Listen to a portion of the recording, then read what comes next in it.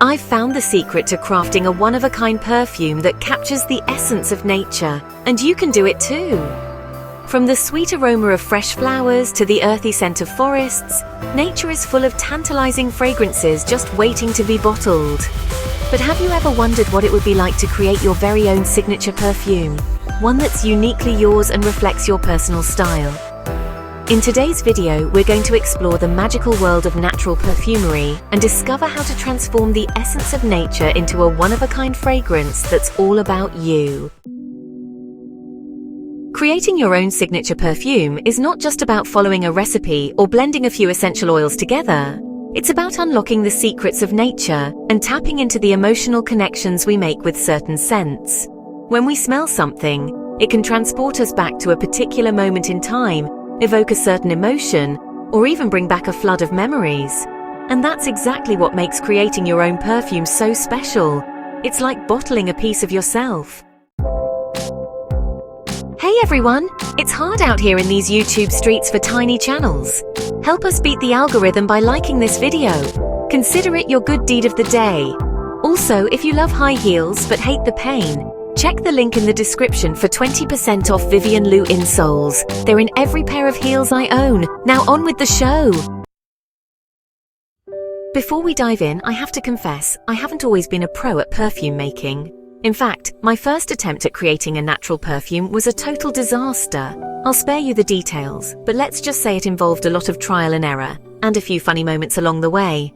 But that's all part of the fun, right? Sharing our mistakes and learning from them is what makes this journey so rewarding. And who knows, you might just discover a new talent or passion along the way. So are you ready to take the leap and join me on this fragrant adventure? Selecting the right ingredients is the first step in creating your signature perfume. You'll need a combination of essential oils and absolutes that work together in harmony to produce a unique scent.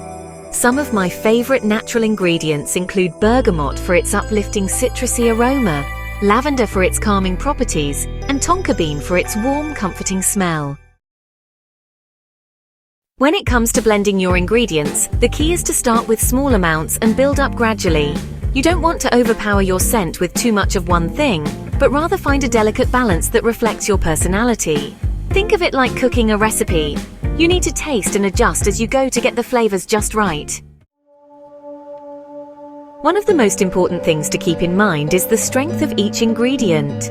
Some essential oils like pink peppercorn or galbanum can be quite potent, so you'll want to use them sparingly, while others like rose or jasmine are more delicate and require a gentler touch. It's all about finding that sweet spot where your ingredients come together in perfect harmony.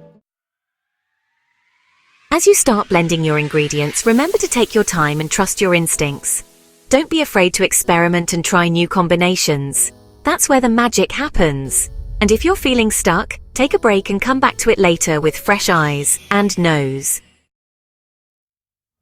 When it comes to the perfect blend, I have found that using the formula of 20% base notes, 40% middle notes, and 40% top notes works the best. Your base notes are important because they help the fragrance last longer. Choose essential oils like patchouli, Virginia cedarwood, ambrette seed, and tonka bean that have good tenacity. When I'm creating a new perfume, I like to start with a concept or theme in mind. Maybe it's a particular season, a favorite memory, or even a mythical place. This helps me to focus my creativity and guide my ingredient choices. For example, if I'm creating a summer scent, I might choose bright citrusy notes like lemon or grapefruit to evoke the feeling of sunshine and warm weather. Another tip is to think about the different fragrance families and how they work together. Florals like rose or jasmine tend to be softer and more delicate, while citrus scents like lemon or orange are brighter and more uplifting. Woodsy scents like cedar or sandalwood add depth and complexity, while spices like cinnamon or cloves add warmth and energy. As you start to build your perfume, remember that it's all about balance and harmony. You want your scent to be complex and interesting, but not overwhelming. Think of it like a piece of music. You need different notes and rhythms to create a cohesive whole. One of the most exciting parts of perfume making is the surprises that come along the way. You might combine two ingredients thinking they'll clash, only to discover they create a unique and beautiful harmony. Or you might stumble upon a new favorite scent combination that becomes your go-to for years to come. Some of my best perfumes have come from happy accidents. Like the time I discovered the magical combination of bergamot, ylang-ylang, and rose geranium. It was like a party in a bottle.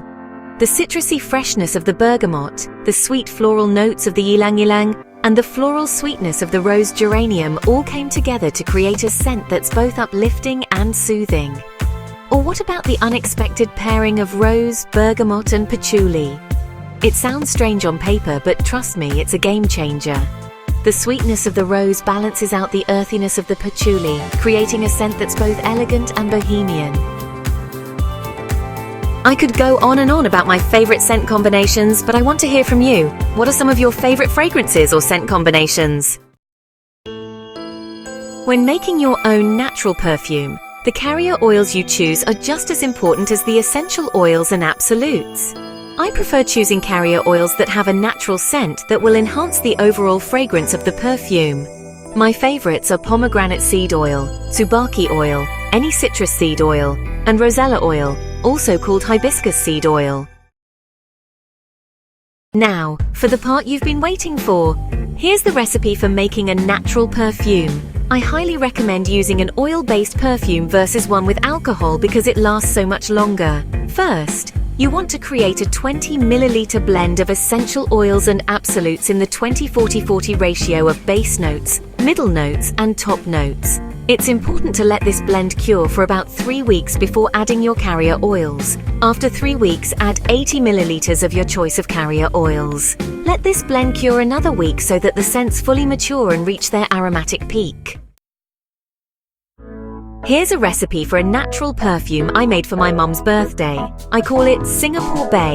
You'll need 4 milliliters of bergamot essential oil, 2 milliliters of grapefruit essential oil, 2 milliliters of lemongrass essential oil, 4 milliliters of magnolia essential oil, 4 milliliters of jasmine absolute, 2 milliliters of patchouli essential oil, and 2 milliliters of ambrette seed essential oil. Use 40 milliliters each of pomegranate seed oil and tsubaki oil to add fruit and floral notes to this perfume. Enjoy! I'm here to help with any issues you have or if you just want more suggestions for recipes. Feel free to reach out in the comments. So I hope you've enjoyed this fragrant adventure as much as I have. Remember, creating your own signature perfume is a journey, not a destination. It's about embracing the process, taking risks, and trusting your instincts. And if you're feeling inspired, I encourage you to try it out for yourself and see where the journey takes you.